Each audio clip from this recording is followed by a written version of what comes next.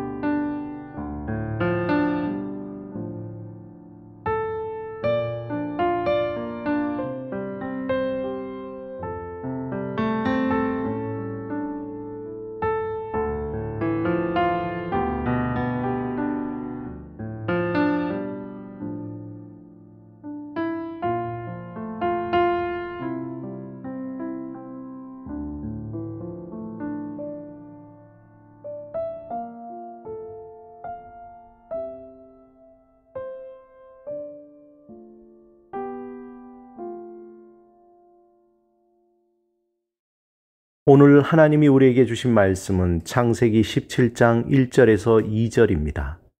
함께 말씀을 읽고 우리에게 들려주시는 하나님의 음성을 듣겠습니다.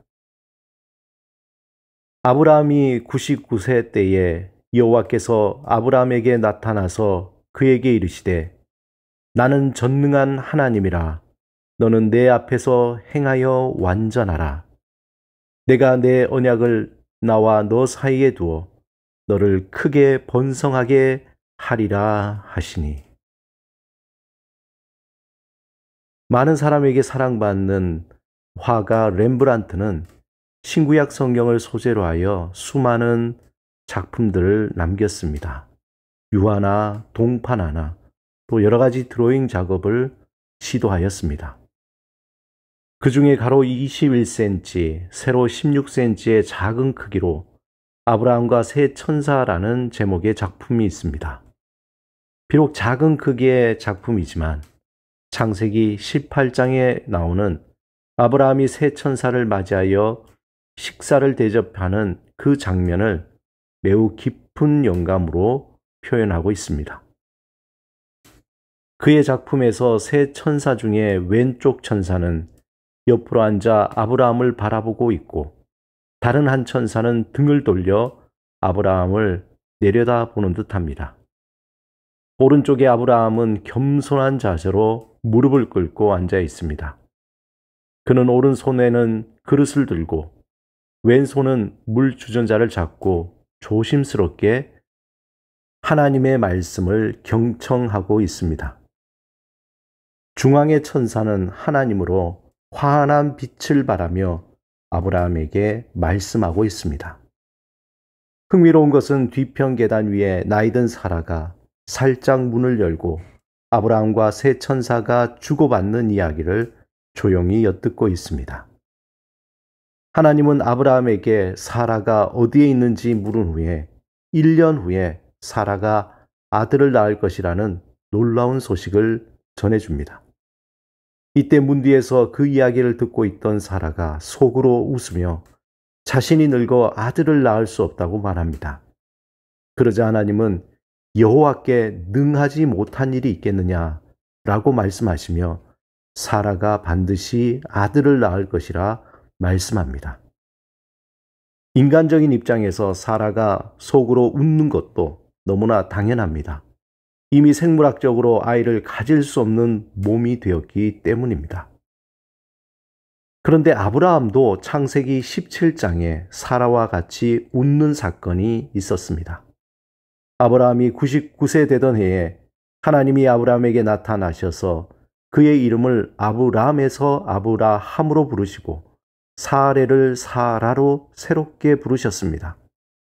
그리고는 아브라함에게 사라가 아들을 낳을 것이라 말씀하신 것입니다. 그러자 아브라함은 엎드려 웃으며 마음속으로 사라가 나이 90세에 어떻게 아들을 낳을까 말한 것입니다. 하지만 하나님은 아브라함에게 아들의 이름이 웃음이라는 의미의 이삭으로까지 지어주셨습니다. 아브라함은 순전히 인간적인 생각으로 아들을 낳을 수 없다는 것을 확신했지만 순간 하나님이 어떤 분이신지 망각했던 것입니다. 창세기 17장 1절에 하나님이 아브라함에게 나타나셔서 가장 먼저 하신 말씀이 나는 전능한 하나님이라 너는 내 앞에서 행하여 완전하라 하셨습니다. 하나님은 자신을 전능한 하나님이라고 드러내신 것입니다. 또한 창세기 18장 4절에 여호와께서 능하지 못한 일이 있겠느냐라고 말씀하셨습니다. 무에서 유를 창조하시는 하나님을 아브라함이 잠시 잊었던 것입니다. 창세기 17장 1절에 히브리 원문에 보면 전능하신 하나님을 엘샤다이라고 표기하고 있습니다. 여기에서 엘은 하나님이란 뜻이고 샤다이는 충분하다, 전능하다라는 뜻입니다. 아브라함에게 새롭게 다가오신 하나님은 엘샤다이 하나님, 전능하신 하나님이십니다. 천지를 창조하시고 모든 것을 다스리시며 무엇이든지 다 하실 수 있는 전능하신 하나님이십니다. 그런데 엘샤다이라고 할 때에 전능하신 하나님의 그 뜻은 뜻을 정하면 그 뜻을 이루시기에 완전한 자라는 의미가 담겨 있습니다. 단순히 모든 것을 할 수 있다는 능력에 초점이 맞춰지기보다 하나님의 뜻에 초점이 맞춰진 것입니다. 에베소서 1장 11절에 보면 모든 일을 그의 뜻의 결정대로 일하시는 이분이 바로 엘샤다이, 전능하신 하나님이십니다. 하나님은 뜻을 정하시면 그 뜻을 이루시기 위해 모든 것을 헌신하시는 분이십니다. 죄에 빠진 인간을 구원하시기 위해서 뜻을 정하시고 독생자 예수를 십자가에 내어주시기까지 전능하신 하나님이십니다.